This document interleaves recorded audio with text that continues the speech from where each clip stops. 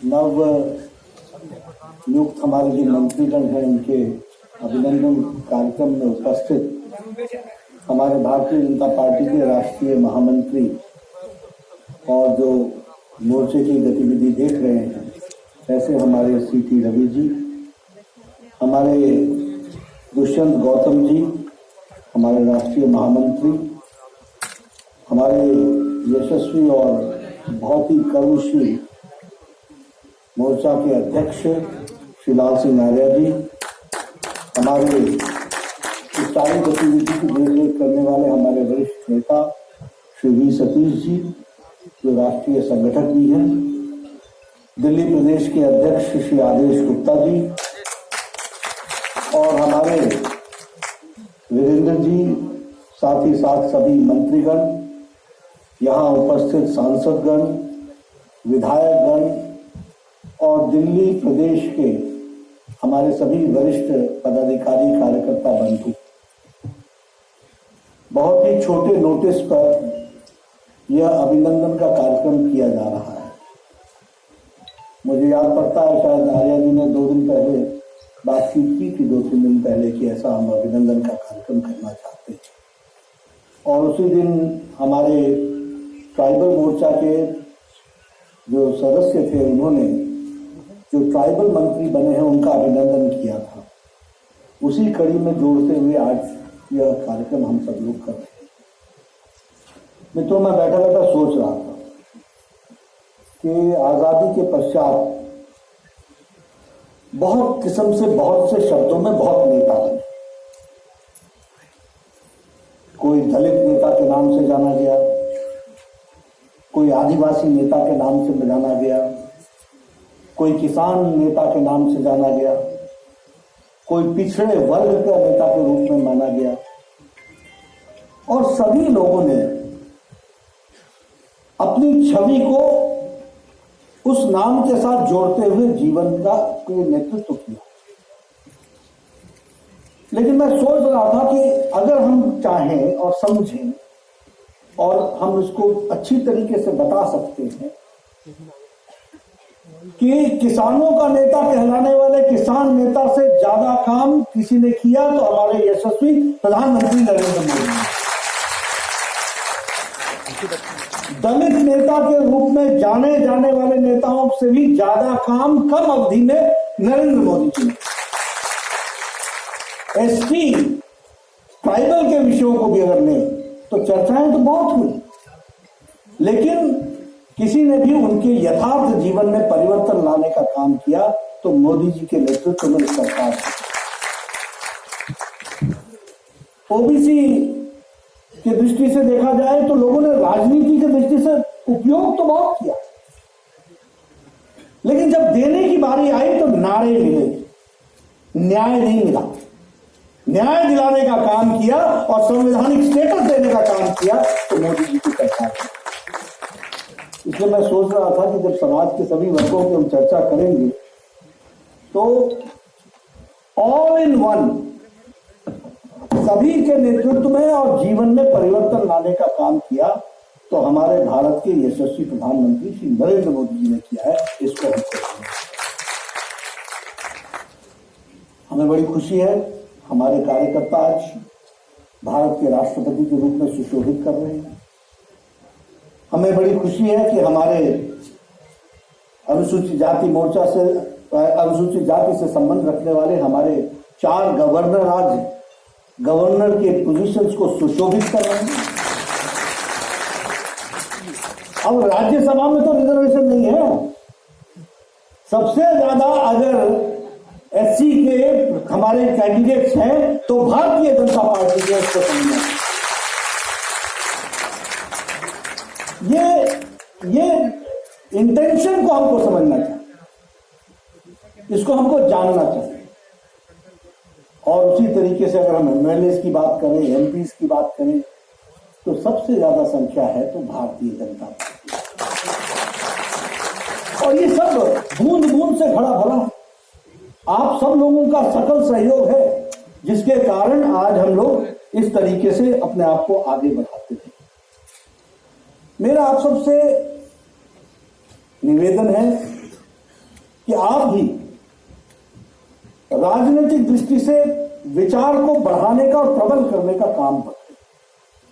हमारे 12 मंत्री बने, मैं आप सबका अभिनंदन करता हूं। इतनी बड़ी संख्या भारत के काउंसिल ऑफ मिनिस्टर्स में पहली बार मिला है, तो नरेंद्र मोदी जी के नेतृत्व में मिला है। इस बात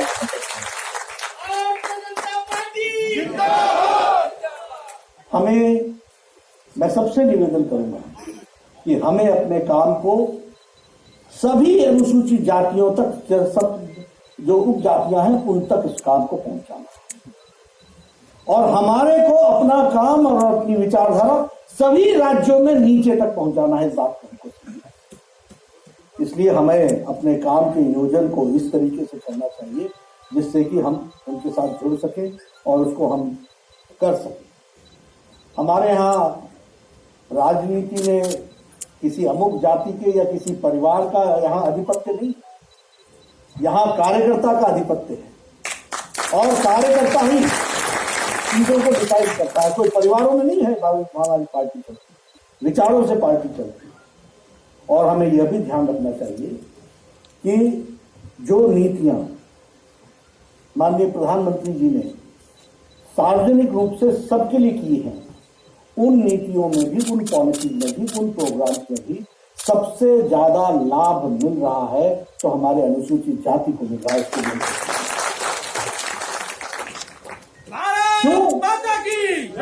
क्योंकि वो पिछड़ गए थे, वो पीछे रह गए थे, उनको लाना था।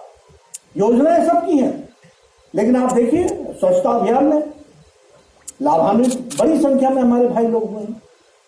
हम आयुष्मान भारत की बात करते हैं, बेचारे पीछे कौन रह गए थे? जो गरीब थे, उनको साथ जोड़ने का काम किसने किया? मोदी जी ने किया। मैं अपने आप को सौभाग्यशाली मानता हूं कि मेरे मंत्रित्व काल में दुनिया का सबसे बड़ा हेल्थ कवरेज हुआ है तो आयुष्मान भारत है। ये छोटी घटनाएं नहीं है। गरीब आदमी को, परिवार को 5 लाख रुपए का हेल्थ का कवर प्रति वर्ष मिले और 2000 से ज्यादा ऑपरेशन की उसमें सुविधा हो और हर साल 5 लाख रुपए आपको मिले। आप समझिए कि भारत को उठाने में स्वास्थ्य के जगत में कितना बड़ा काम हुआ। 1 करोड़ से ज्यादा लोग लाभान्वित हो चुके हैं। 30-35 हजार करोड़ रुपए से ज्यादा इस पर खर्च हो चुका।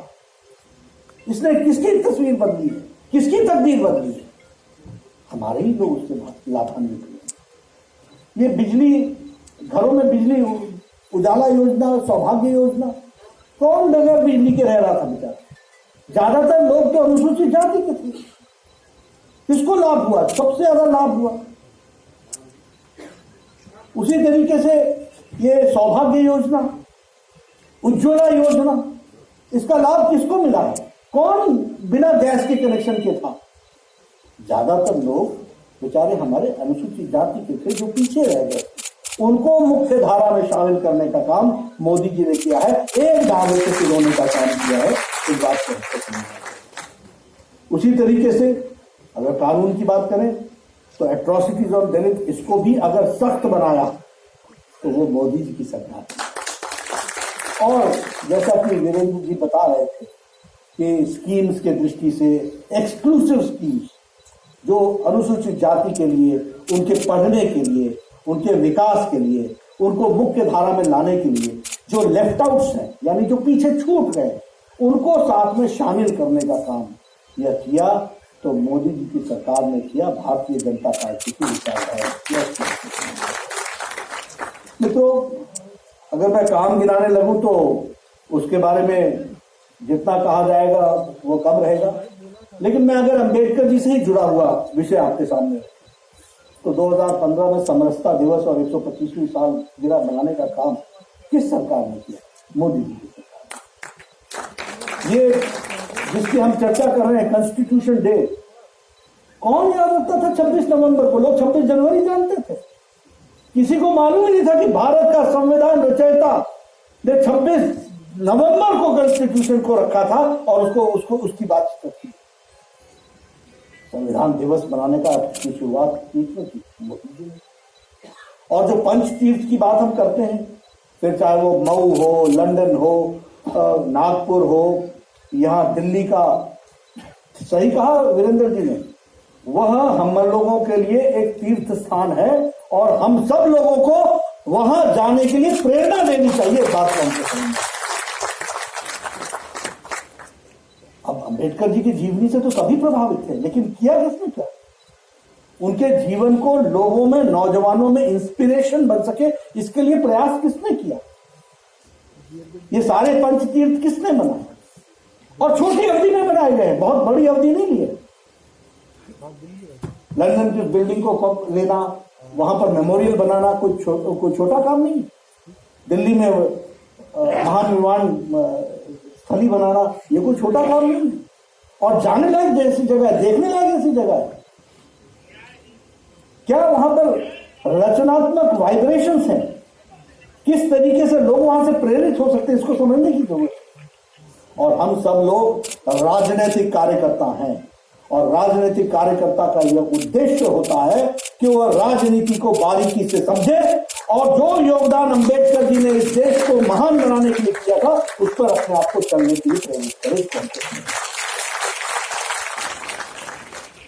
आज हमारे मंत्रियों का स्वागत हो रहा है, मैं उसमें अपने आप को शामिल करता हूँ, लेकिन मैं कई बार भावुक हो जाता हूँ और मुझे कई बार दुख होता है जब मैं जानता हूं कि बहुत से लोगों ने अंबेडकर की जीवनी नहीं पढ़ी, जानकारियां नहीं। हमको उनके डायलॉग्स, उनके डिस्कशंस, उनके डिस्कोर्सेस, संविधान सभा में उनकी रचना कैसे हुई, उसके बारे में जो कुछ भी उन्होंने कहा, वो सारी चीजों को जानना चाहिए। किस पेचीदगियों से निकालते हुए भारत का संविधान और इतना बड़े देश को एक संविधान में पिरोने का काम डॉक्टर अंबेडकर ने किया है, इसको हमको समझना। और उसके बाद पॉजिटिव कंट्रीब्यूशन के साथ जिस तरीके से मोदी जी ने, मैंने आपको बताया कि पिछले 7 सालों में कितना काम हुआ है मुख्य धारा में शामिल करने के लिए। और ये सब कहने की बातें होती हैं, बहुत एफर्ट करना पड़ता है। 12 मंत्री बनाना क्यों नहीं बने पहले? किसने रोका था? क्या दिक्कत थी? ये सोच लाना, ये समझ लाना, उनको मुख्य धारा में शामिल करना। क्यों नहीं इतने एसटी मिनिस्टर्स थे पहले जितने थे? क्यों नहीं इतने ओबीसी मंत्री थे जो पहले क्यों नहीं थे? क्यों नहीं इतनी महिलाएं मंत्री थी? मैं इसीलिए कह रहा हूं कि ऑल इन वन, सभी मोर्चों की चिंता करने का काम अगर किसी ने किया है तो मोदी जी ने किया है। और इसमें एसटी मोर्चा भी अग्रगणी है।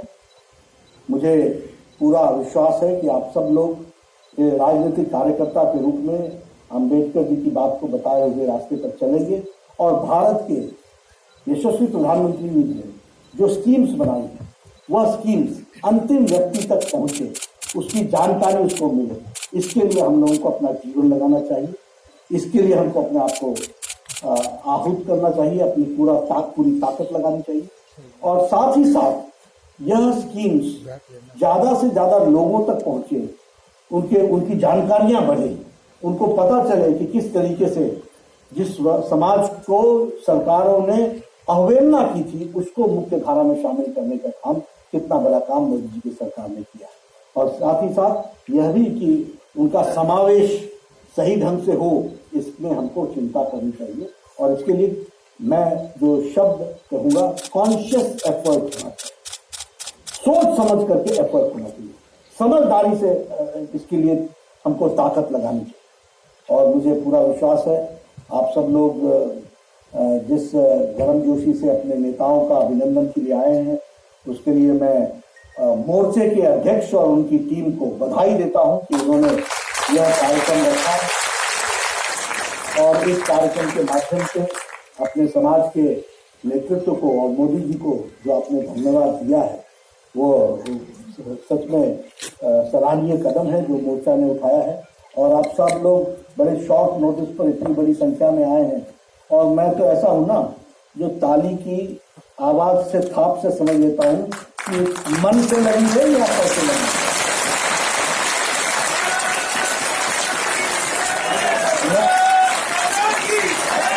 मैंने अपने लिए लगाने के लिए नहीं कहा है, लेकिन मैं समझ लेता हूं कि लोगों में कितना जोश है, कितना प्यार है, कितना अंडरस्टैंडिंग है और उन बातों के साथ वो अपने आप को कितना तायद करते हैं, तो उसको भी हमको समझने की जरूरत होती है। आपका जोश देख करके मुझे बहुत खुशी हुई, मुझे भी जोश आया है और हम सब लोग मिलकर एक अच्छे प्रयास के साथ समाज के सभी वर्गों को जोड़ते हैं और हमारे अनुसूचित जाति के सभी प्रदेशों के सभी जातियों को उपजातियों को जोड़ने का लक्ष्य लेकर हम चलेंगे और हमारी विचारधारा यशस्वी होगी, इसमें कोई दो राय नहीं है। इसको हमको ध्यान में रखना चाहिए। मैं कई बार कहता हूँ, मैं राजनीतिक आदमी हूं तो मैं कुछ न कुछ राजनीति में दूसरों के बारे में भी कुछ कह सकता हूँ, लेकिन मैं हमेशा देखता हूं कि हमारी रेखा लंबी होनी चाहिए, हमारा काम बड़ा होना चाहिए। जिसको मुकाबला करना है अच्छे काम से करो, हमको क्या दिक्कत है। आपको अगर अच्छी सोच हमारे कारण आ जाए, बहुत बहुत बधाई, आपको धन्यवाद। लेकिन हम तो अपने रास्ते पर चलेंगे और भारतीय जनता पार्टी आगे बढ़ेगी, ये बात ध्यान में रखिए। इसको हमको समझते हैं। आपने मेरी बात सुनी, आपका बहुत बहुत धन्यवाद।